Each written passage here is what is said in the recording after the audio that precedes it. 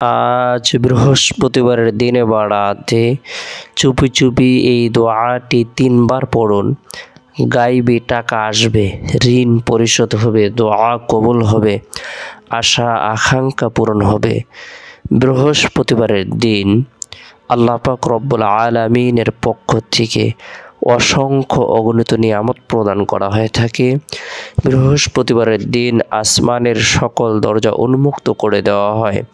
বৃহস্পতিবারের দিন সারা পৃথিবীর সমস্ত মানুষের আমলসমূহের রিপোর্ট পেশ করা হয়ে থাকে। বৃহস্পতিবারের দিনটিকে স্বয়ং নবী করিম সাল্লাল্লাহু আলাইহি সাল্লাম গুরুত্ব দিতেন। আমরাও যদি এই দিনটিকে গুরুত্ব দেই, এদিনে নফল ইবাদত বন্দেগী করি, নফল নামাজ পড়ি, কোরআন তেলাওয়াত করি, জিকির আজকার করি, তাসবিহ তাহলিল পাঠ করি, রব্বুল আলামিনের দরবারে রোনাজারি করি, তাহলে আশা করা যায় আল্লাহ তাআলা আপনার আমার জীবনের যত গুনাহ আছে সকল গুনাহকে মাফ করে দিবেন। হায়াতের মধ্যে, রিজিকের মধ্যে, শারীরিক সুস্থতার মধ্যে, ধন দৌলতের মধ্যে বরকত প্রদান করবেন। আল্লাহ তাআলা গায়বী সাহায্য প্রদান করবেন। বরকতপূর্ণ এই দিনে আমরা প্রত্যেকে ফজরের নামাজ সম্পূর্ণ করার পর জাহান্নামের ভয়াবহ শাস্তি থেকে বাঁচার উদ্দেশ্যে রাসূলের শিখানো বরকতপূর্ণ দোয়াটি 7 বার পাঠ করব, আমল করব। আল্লাহুম্মা আজিরনি মিনান নার, আল্লাহুম্মা আজিরনি মিনান নার। যে ব্যক্তি দোয়াটি 7 বার পাঠ করবে, আমল করবে, আল্লাহ তাআলা তার উপর খুশি হয়ে জাহান্নামের 7টি দরজা বন্ধ করে দিবেন। সুবহানাল্লাহ।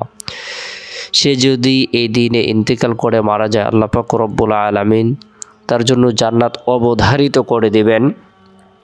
তাই ফজরের নামাজের পর আমরা বরকতপূর্ণ এই দোয়াটি 7 বার পাঠ করব, আমল করব। এরপরে বৃহস্পতিবারের দিন জোহরের নামাজ সম্পূর্ণ করার পর গুনাহ মাফের উদ্দেশ্যে তওবার নিয়তে 3 বার ইস্তিগফারের আমল করব। আস্তাগফিরুল্লাহ রাব্বি মিন কুল্লি যামবি ওয়া আতুবু ইলাইহি।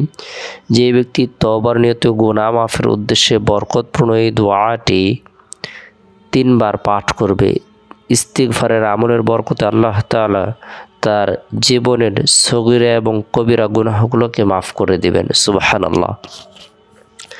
এরপরে চুপি চুপি এই দোয়াটি 3 বার পাঠ করব, আমল করব। রব্বানা আতিনা ফিদ দুনিয়া হাসানা ওয়া ফিল আখিরাতি হাসানা ওয়া কিনা আযাবান নার। হে আমাদের পালনকর্তা, তুমি দুনিয়াতেও আমাদেরকে কল্যাণ দান করো এবং আখিরাতেও কল্যাণ দান করো, এবং তুমি দুজকের আযাব থেকে আমাদেরকে রক্ষা করো।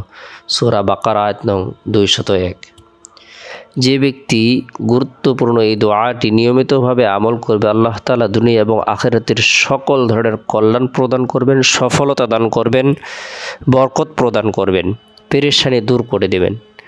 এই দোয়াটি আমলের পরে হাত উত্তোলন করে নিজের জন্য, পরিবার পরিজনদের জন্য, আত্মীয় স্বজনদের জন্য, জীবিতদের জন্য, মৃতদের জন্য দোয়া করুন। এরপরে বৃহস্পতিবারের দিন আসরের নামাজ সম্পূর্ণ করার পর সুবহানাল্লাহ 33 বার, আলহামদুলিল্লাহ 33 বার, আল্লাহু আকবার 34 বার এই তাসবিহ তাহলিল তাকবীরগুলো পাঠ করব।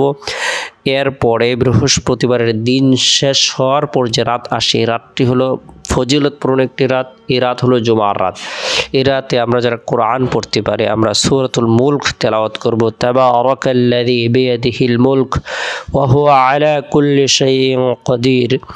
যে ব্যক্তি নিয়মিতভাবে প্রত্যেক রাতে সূরাতুল মুলক তেলাওয়াত করবে, আমল করবে, আল্লাহ পাক রব্বুল আলামিন তাকে কবরের ফিতনা, কবরের সওয়াল জবাব, কবরের আযাব থেকে নিরাপত্তা দান করবেন। তেলাওয়াতকৃত সূরা, পাঠকৃত সূরা তেলাওয়াতকারীর জন্য রব্বুল আলামিনের দরবারে সুপারিশ করবে। তাই আমরা এই সূরাটি নিয়মিতভাবে আমল করব। এরপরে নবী সাল্লাল্লাহু আলাইহি সাল্লামের প্রতি মহব্বত রেখে, ভালোবাসা রেখে দুরূদের আমল করব। আল্লাহুম্মা সাল্লি আলা মুহাম্মাদিন আবদিকা ওয়া রাসূলিক ওয়া সাল্লি আলাল মুমিনিনা ওয়াল মুমিনাত ওয়াল মুসলিমিনা ওয়াল মুসলিমাত। এরপরে রাতে যথাসময় আল্লাহর নাম নিয়ে ঘুমিয়ে যাব। চেষ্টা করব রাতের 1/3 অংশে ঘুম থেকে জাগ্রত হয়ে তাহাজ্জুদের নামাজ পড়ার জন্য। আল্লাহ পাক রব্বুল আলামিন আমাদের সকলকে বুঝার, আমল করার তৌফিক দান করুক। সকলে ভালো থাকুন, সুস্থ থাকুন।